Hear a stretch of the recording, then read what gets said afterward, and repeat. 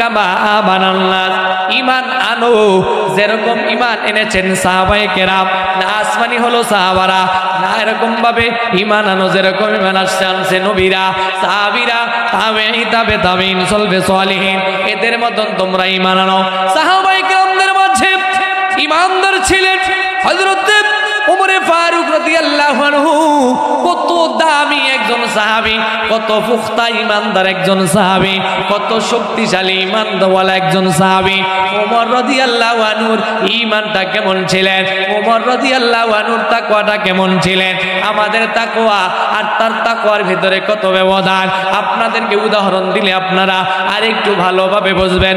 আমিরুল মুমিনিন ওমর ফারুক রাদিয়াল্লাহু আনহু এরকম ভাবে একবার অসুস্থ হয়ে গেল, চূড়ান্ত পর্যায়ে অসুস্থ হয়ে গেল। অসুস্থ হয়ে যাওয়ার পর বিভিন্ন জায়গা থেকে শুধু এরকম ভাবে আমিরুল মুমিনিন যখন বিভিন্ন জায়গার চিকিৎসা নিলেন, চিকিৎসা নেওয়ার পর ডাক্তারেরা তাকে বড় ধরনের কোনো মেডিসিন না দিয়া শুধু একটা দুইটা মেডিসিন দিলেন। এক নাম্বার মেডিসিন হলো, ওগো আমিরুল মুমিনিন আপনি শুধু কালো জিরা ব্যবহার করবেন, আরেকটা মেডিসিন হলো আপনি শুধু মধু ব্যবহার করবেন। এই দুইটা ছাড়া আপনার আর আলাদা কোনো মেডিসিনের দরকার নাই।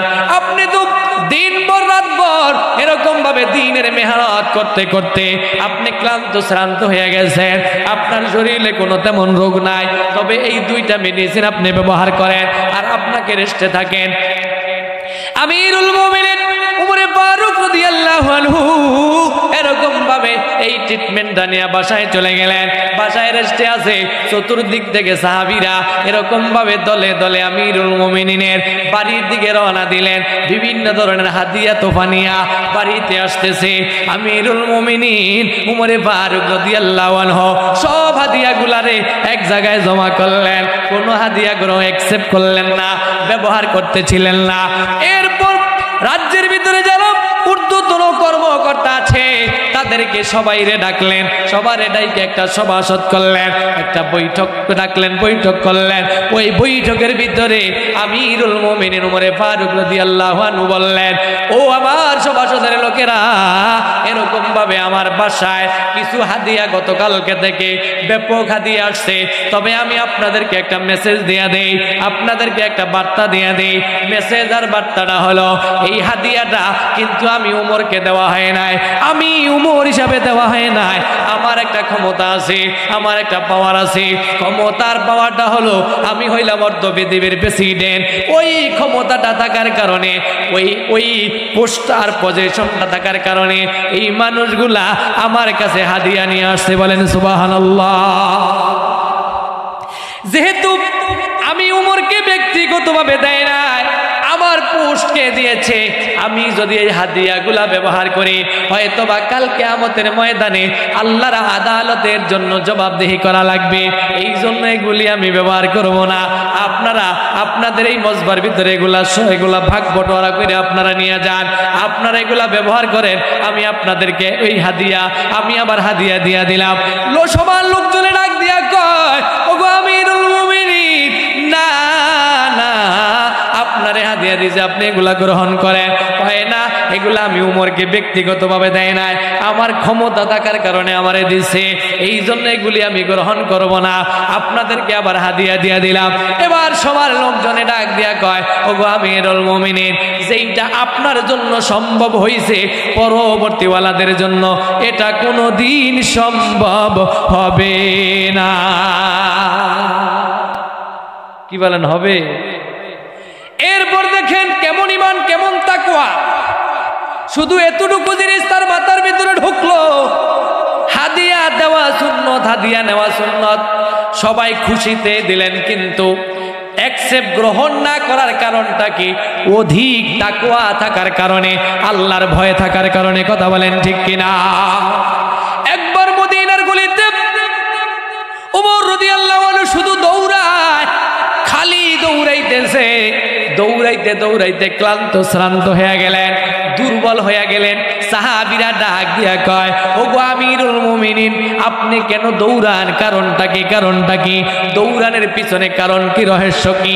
আমিরুল মুমিনিন ওমর ফারুক রাদিয়াল্লাহু আনহু ডাক দিয়া কয়, আমি এমনি এমনি দৌড়াই না, আমি খালি খালি দৌড়াই না, এরকম ভাবে একটা ঘোড়া ছুইটা গেছে, ওই ঘোড়াটাকে ধরবার জন্য, ওই ঘোড়াটাকে আক্রানোর জন্য আমি দৌড়াই।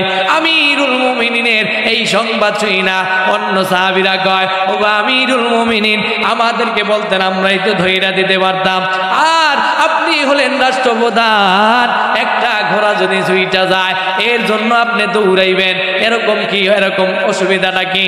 আমিরুল মুমিনিন উমরে ফারুক রাদিয়াল্লাহু আনহু ডাক দিয়া কয়, তোমরা তো বলো একটা ঘোড়া, আরে মিয়া একটা ঘোড়া কেন, আমি ক্ষমতায় থাকাকালীন সময় যদি একটা ঘোড়ার রশিও যদি হারায়া যায়, তো শুরু হয়ে যায়, নষ্ট হয়ে যায়, কাল কিয়ামতের ময়দানে আল্লাহ যদি আমাকে জিজ্ঞাসা করে, উমর তুমি ক্ষমতায় থাকাকালীন সময় ওটের একটা রশি নষ্ট হয়েছে, ঘোড়ার একটা রশি নষ্ট হয়ে গেছে, তো আমি আল্লাহর আদালতে জবাব দেওয়া পেতে রেখে সামনের দিকে আগাইতে পারবো না। চিৎকার দিয়া বলেন সুবহানাল্লাহ। একটু জিকির করি লা ইলাহা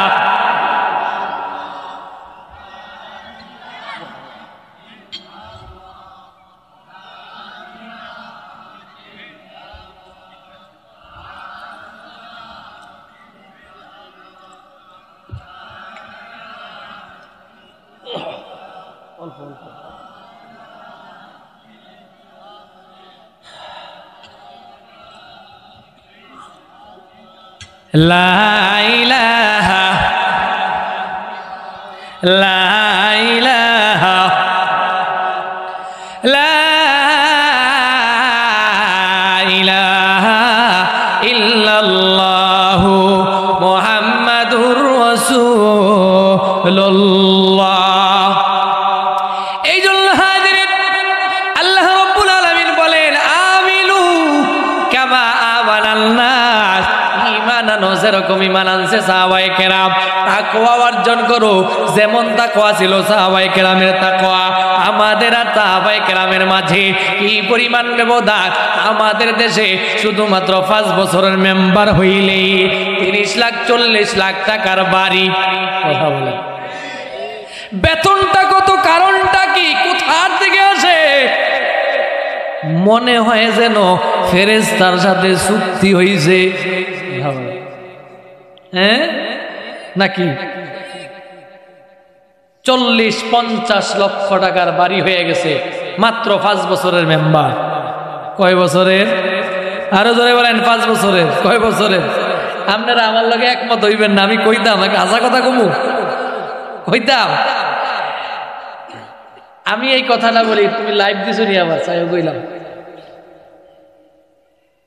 এই দেশে যারা সবাই না, হয়তো ইল্লা ইল্লা তো থাকবে, ইল্লা হরফেস্তেস না, যারা রাজনীতি করে মানুষের সেবার জন্য রাজনীতি করে না, পেটের ধান্দার জন্য রাজনীতি করে। এদের পেট পূজা, কে কত, আর বিনা চালানে ব্যবসা। বিনা চালানে কি, খালি থুতমাটা থাকলে হইছে। আমার জানা মতে বংশের কোনো অস্তিত্ব নেই, একেবারে হীন,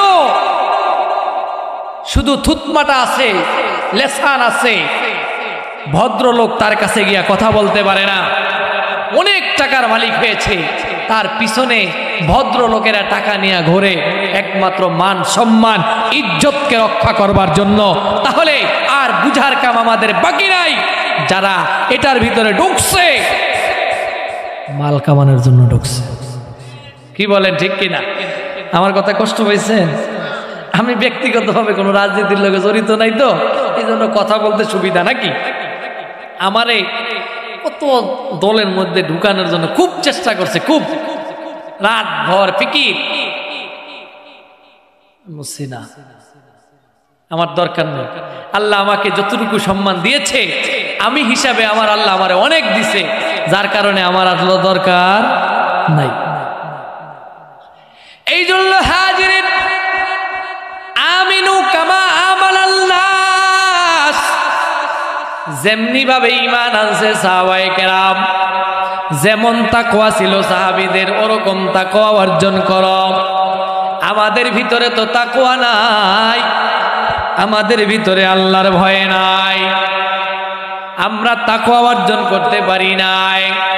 আমরা মুসলমান, আমরা ঈমানদার, কিন্তু পুরাপুরি আমরা মুসলমান না, পুরাপুরি আমরা ঈমানদার না। আমাদের ভিতরে এখনো অনেক ঝামেলা আছে না নাই? हम मुसलमान हैं मगर हम में मुसलमानी नहीं, दिल में ईमान है मगर ईमान में कामिल नहीं, दिल में ईमान है मगर ईमान में कामिल नहीं। ईमान আছে কিন্তু পরিপূর্ণ ঈমান এখনো অর্জন করতে পারি নাই। ঈমান আছে, ওই ঈমান এখনো পর্যন্ত মিথ্যা থেকে ফিরাইতে পারে নাই। ঈমান আছে, ওই ঈমান এখনো পর্যন্ত গীবত থেকে বারণ করতে পারে নাই, ফিরে রাখতে পারে নাই। কথা বলেন ঠিক কিনা? ঈমান আছে, ওই ঈমান এখনো পর্যন্ত হারাম খাওয়া থেকে নিজেকে হেফাজত করতে পারে নাই। কথা বলেন ঠিক কিনা? ঈমান নাই এই কথা বলা যাবে না। ঈমান আছে কিন্তু পাওয়ার দুর্বল। পাওয়ার কি বলেন? দুর্বল। এই জন্য ঈমানকে তাজা করতে হবে। কিসের মাধ্যমে? তাফসীর মাহফিলে গিয়ে ঈমান তাজা করেন, দাওয়াত ও তাবলীগে গিয়ে ঈমান তাজা করেন, উলামায়ে কেরামের মজলিসে বইসা ঈমান তাজা করেন। উম্মতের উলামায়ে কেরাম এরা হলো আপনার আমাদের জন্য রহমত। চার প্রকার মানুষ বিনা হিসাবে জান্নাতি। চিৎকার দিয়া বলেন সুবহানাল্লাহ। কয় প্রকার মানুষ? চার প্রকার মানুষ বিনা হিসাবে জান্নাতি। তার ভিতরে এক নাম্বার হলো আম্বিয়া আলাইহিমুস সালাতু ওয়াস সালাম, এরপরে হলো সুম্মাল উলামা, তারপরে হলো সুম্মাশ শুহাদা। আম্বিয়া আলাইহিস সালাতু ওয়াস সালাম এরা তো আলহামদুলিল্লাহ বতরিকে আওলা, এরা জান্নাতি। উলামায়ে কেরাম এরা বিনা হিসাবে জান্নাতি। শহীদরা বিনা হিসাবে জান্নাতি। শহীদ আরেক প্রকার জান্নাতি আছে, যেই বাবা মায়ের সন্তান, প্রতিবন্ধী সন্তান, বোবা সন্তান প্রতিবন্ধী, কানে শোনে না, জবানে কথা বলতে পারে না, ধৈর্যের সাথে ওই বাচ্চাটাকে লালন পালন করছে, কোনোদিন আল্লাহরে গালি দেয় নাই, কোনোদিন আচার পাচার করে নাই, যত্নের সাথে বাচ্চাটাকে লালন পালন করলেন। পয়গম্বরে আরবি জানিয়ে দেয় ওই বাবা মা ওই সন্তানের সাথে বিনা হিসাবে জান্নাতে যাবে। চিৎকার দিয়া বলেন সুবহানাল্লাহ। তাহলে উলামায়ে কেরাম জান্নাতে, হাফেজে কোরআন জান্নাতি। আজকের আপনারা এই জায়গায় একত্রিত হয়েছেন, সমবেত হয়েছেন, একটা মাদ্রাসা আছে না নাই? জোরে কোন আছে না নাই? এই মাদ্রাসার নিসবতে এখানে তাফসীর মাহফিল, ওয়াজ মাহফিল, আপনারা একত্রিত হয়েছেন। আপনাদের এই মাদ্রাসায় দুই ধরনের বাচ্চাদেরকে পড়ানো হয়, বালক এবং বালিকা, ছেলে এবং মেয়েদেরকে পড়ানো হয়। এই মাদ্রাসায় যেই বাচ্চাগুলি হাফেজে কোরআন হবে, একজন হাফেজে কোরআনের কত দাম, কত দাম পয়গম্বরে আরবি জানিয়ে দেয়। মান কারাল কোরআন ফাস্তাযহারাহু ফাহাল্লা হালালাহু ওয়া হারামা হারামাহু আদখালাহুল্লাহুল জান্নাহ ওয়া শাফাহু ফি আশরাতিন মিন আহলি বাইতিহি কুল্লুহুম কদ ওয়াজাবাত লাহুন নার। একজন হাফেজে কোরআন তার ফ্যামিলি থেকে কমপক্ষে 10 জন ব্যক্তিরে, বলেন কয়জন? 10 জন ব্যক্তিরে সুপারিশ কইরা জান্নাতে নিয়ে যাবে। যেই 10 জন ব্যক্তির ব্যাপারে জাহান্নাম অবধারিত ছিল, চূড়ান্ত জাহান্নামী ছিল, এরকম 10 জন ব্যক্তিকে একজন হাফেজে কোরআন সুপারিশ কইরা জান্নাতে নিয়ে যাবে। চিৎকার দিয়া বলেন সুবহানাল্লাহ। এই জন্য ওই হাফেজের মা দামি মা, ওই আলেমের মা দামি মা। কাল কিয়ামতের ময়দানে হাফেজে কোরআনের মাতা এবং পিতাকে আল্লাহ রাব্বুল আলামিন এমন একটা নূরের টুপি পরানো হবে, যেই নূরের টুপিটার আলো চন্দ্র সূর্যের আলোর চাইতো বেশি আলো। চিৎকার দিয়া বলেন সুবহানাল্লাহ।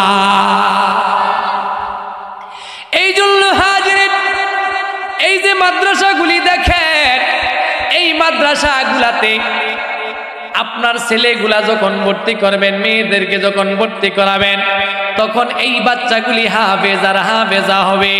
মেয়েরা হাফেজা হওয়া এটা খুব কঠিন ব্যাপার, এটা সাধারণ কোনো বেশি বিষয় না। এখানে পরিবেশের দরকার আছে। আলহামদুলিল্লাহ গত বছর আমি আপনাদের এখানে আসছি, অত্যন্ত সুন্দর একটা পরিবেশ। এত সুন্দর পরিবেশ আমি বাংলাদেশের প্রত্যন্ত অঞ্চলে তাফসীর মাহফিল করে থাকি, ওয়াজ মাহফিল করে থাকি, এত সুন্দর পরিবেশ আমি কোথাও দেখি নাই, এত চমৎকার এবং সুন্দর। গত বছর আমি অনেক দেখেছি, ঘুরে ফিরে অনেক কিছু অবজারভেশন করেছি। আমি এই আপনাদের এই মাদ্রাসার কথা বিভিন্ন জায়গায় আমি বলেওছি, এরকম উদাহরণস্বরূপ। এই জন্য হাজিরিন, এটা আপনাদের জন্য একটা নিয়ামত। এই নিয়ামতটারে কখনো হাতছাড়া করা যাবে না, এই নিয়ামতটারে আঁকড়ায়া ধরতে হবে। কথা বলেন ঠিক কিনা? এই জন্য এই সকল মাদ্রাসাগুলিতে আদর্শ সন্তান গঠিত হয়। আদর্শ সন্তান কারা? আদর্শ সন্তান হলো যাদেরকে কোরআনী ভ্যাকসিন দেওয়া হয়। আপনারা আমরা কিছুদিন পূর্বে করোনার ভ্যাকসিন দিয়েছিলাম মরণ ব্যাধি রোগ থেকে বাঁচবার জন্য। কথা বলেন ঠিক কিনা? মরণ ব্যাধি রোগ থেকে বাঁচবার জন্য আমরা করোনার ভ্যাকসিন দিয়েছিলাম, কিন্তু ঈমান বাঁচানোর ভ্যাকসিন হলো কালামে পাকের তালিম, কোরআনী তালিম, কোরআনী ভ্যাকসিন হলো ঈমান বাঁচানো ভ্যাকসিন। চিৎকার দিয়া বলেন সুবহানাল্লাহ। এই জন্য আজকের এই মাহফিল থেকে হিম্মত করব, দৃঢ় প্রতিজ্ঞা করব, আমার আপনার সন্তান যেন একটা সন্তানও যেন বাকি না থাকে কোরআনী ভ্যাকসিন ব্যতি রেখে। আমার সন্তানকে আমি যখন কোরআনী শিক্ষায় শিক্ষিত করব, এরপরে আমার সন্তানটা যত উচ্চ শিক্ষিত করি কোনো অসুবিধা নাই। আমার ছেলেটা প্রাইমারিতে হাই স্কুলে চলে যাবে, কলেজে চলে যাবে, ইউনিভার্সিটিতে চলে যাবে, প্রাইমারি স্কুলের মাস্টার হবে, হেডমাস্টার হবে, মাধ্যমিক স্কুলের মাস্টার হবে, ডাক্তার হবে, ইঞ্জিনিয়ার হবে, প্রফেসর হবে, যত বড় উচ্চ শিক্ষায় শিক্ষিত হোক না কেন, ওই যে আমার আপনার সন্তানটাকে যখন কোরআনী ভ্যাকসিন দিয়া তারে আটকায়া দিলাম, উচ্চ শিক্ষায় শিক্ষিত হওয়ার পর আর কোনো দিন এই সন্তানটা নাস্তিক আর মুরতাদ হবে না। কথা বলেন ঠিক কিনা? কেন? এর ভিতরে কোরআনী ভ্যাকসিন আছে, কোরআনী শিক্ষা আছে। কথা বলেন ঠিক কিনা? সম্মানিত হাজিরিন, রাত্র গভীর হয়ে গেছে, আমি কথা আর লম্বা করব না। আল্লাহ রাব্বুল আলামিন জানিয়ে দেয়, কদ আফলাহাল মুমিনুন, মুমিনরা কামিয়াব, মুমিনরা সফল কাম। এরপর আল্লাহ মুমিনদের কিছু গুণ বর্ণনা করলেন। আমি একটা গুণের উপরে আলোচনা করি, হয়তো আমার আলোচনার সমাপ্তি ঘটানোর চেষ্টা করব। আল্লাহ রাব্বুল আলামিন বলেন, মুমিনের এক নম্বর গুণ হলো আল্লাযীনা হুম ফি সালাতিহিম খাশিউন, যারা নামাজকে খুশু খুজুর সাথে আদায় করে। খুশু খুজু মানে, খুশু একটা শব্দ, খুজু আরেকটা। খুশু মানে হলো মিন খাশিয়াতিল্লাহ, খুশু মানে হলো আল্লাহর ভয়। নামাজ পড়ব দুনিয়ার কোনো মানুষে দেখানোর জন্য পড়ব না, সালাত আদায় করব, নামাজ আদায় করব একজনকে রাজি খুশি করার লক্ষ্যে। তিনি হলেন কি? আল্লাহকে রাজি খুশি করার জন্য নামাজ পড়ব, দুনিয়ার কোনো মানুষকে নামাজ দেখানোর জন্য নামাজ পড়ব না। নামাজে এমন ভাবে দাঁড়াইব, আল্লাহকে তেলাওয়াত শুনাইতেছি, আমার তেলাওয়াত আল্লাহ শুনতেছেন, আমি তেলাওয়াত আল্লাহকে শোনানোর জন্য করতেছি। এইভাবে চিন্তা চেতনা মন মানসিকতা নিয়ে নামাজে দাঁড়াইব। এরপর হলো খুজু মানে হলো বডি ল্যাঙ্গুয়েজ। নামাজে দাঁড়াইয়া কিছু লোক দেখবেন অতটা হেলাধুলা করে, অতটা কাশাকাশি করে, এমন করে না, কথা বলেন, করে না। এই জন্য খুজু মানে হলো বডি ল্যাঙ্গুয়েজ। সুন্দরভাবে, সুন্দর সুশৃঙ্খল ভাবে নামাজে দাঁড়াইব, সুন্দরভাবে নামাজে দাঁড়াইয়া এরকম ভাবে নামাজে দাঁড়াইব। আল্লাহ আমাকে দেখতেছেন, আমিও আল্লাহকে দেখতেছি। ইবাদতটা এমন ভাবে করব, আন্তা আবুদাল্লাহ কান্নাকা তারা ফাইন লাম তাকুন তারা ফাইন্নাহু ইয়ারাক।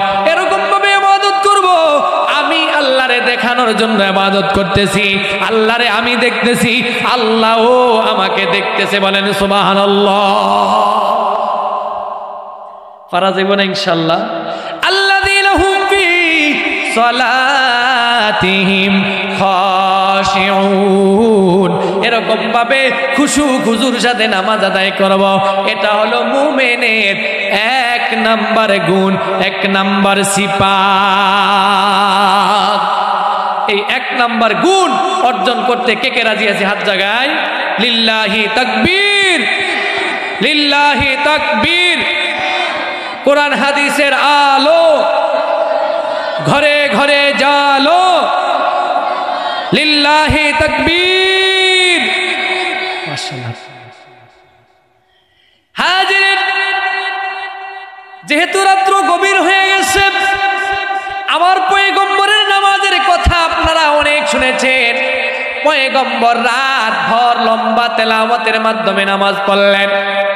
একদিন আম্মা জান আয়েশা সিদ্দিকা রাদিয়াল্লাহু আনহা এশারের নামাজের পর পয়গম্বরের অপেক্ষায় পয়গম্বর দ্বীনের দাওয়াত দিতে গিয়া ক্লান্ত শ্রান্ত হয়ে গেলেন। শরীর থেকে ঘাম ঝরা শুরু হয়ে গেল, ঘাম ঝরতেছে। আম্মা জান আয়েশা সিদ্দিকা রাদিয়াল্লাহু আনহা পয়গম্বরের ঘামগুলাকে এরকম ভাবে শিশিরের ভিতরে, বোতলের ভিতরে ওখান থেকে সংরক্ষণ করে রাখতেছেন। আমার পয়গম্বর এরকম ভাবে ওযু কইরা নামাজে দাঁড়িয়ে গেলেন। আম্মা জান আয়েশা সিদ্দিকা রাদিয়াল্লাহু আনহা ভাবলেন যে মনে হয় পয়গম্বর কেবলই নামাজ শেষ করে ফেলবেন। না না, এত লম্বা চূড়া পয়গম্বর তেলাওয়াত করতেছিলেন। এমন গভীর রাত্র হয়ে গেল, আম্মা জান আয়েশা রাদিয়াল্লাহু আনহা অপেক্ষা করতেছে তো করতেছে। এইদিকে মসজিদের মিনার থেকে মুয়াজ্জিন আওয়াজ দিল, আসসালাতু খায়রুম মিনান নাওম। পয়গম্বর সালাম ফিরাইলেন, আসসালামু আলাইকুম ওয়া রাহমাতুল্লাহ, আসসালামু আলাইকুম ওয়া রাহমাতুল্লাহ। আম্মা জান আয়েশা সিদ্দিকা রাদিয়াল্লাহু আনহা পয়গম্বরে ডাক দিয়া কয়, ওগো নবীজি, আপনি তো এরকম কেন লম্বা সূরা আপনি নামাজ পড়েন? আপনার জীবনে তো কোনো গুনাহ নাই। গফারাল্লাহু লাকা মা তাকদ্দামা মিন যামবিকা ওয়া মা তাআখার। ওগো নবীজি, আপনি তো হলেন মাসুম, আপনার জীবনে তো কোনো গুনাহ নাই। সাহাবায়ে কিরাম তো হলেন মাহফুজ, সাহাবীদেরকে তো আল্লাহ হেফাজত করলেন। ও নবী, তারপরও কেন আপনি এত লম্বা চূড়া নামাজ পড়েন? কারণটা কি? কারণটা কি? আপনি তো আল্লাহর মনোনীত ব্যক্তি, আপনাকে তো এত লম্বা চূড়া নামাজ পড়ার প্রয়োজন মনে করি না। আম্মা জান আয়েশা রাদিয়াল্লাহু আনহার এই খবর, এই কথা শুনি না আমার পয়গম্বর আম্মা জান আয়েশা রাদিয়াল্লাহু আনহারে বললেন, ও আয়েশা, আফালা কুনা আবদান শাকুরা। ও আয়েশা, তুমি কি চাও না যে আমি আল্লাহর শুকুর গুজার বান্দা হব না? চিৎকার দিয়া বলেন সুবহানাল্লাহ। আমার পয়গম্বর লম্বা চূড়া নামাজ পড়লেন, লম্বা চূড়া তেলাওয়াত করলেন।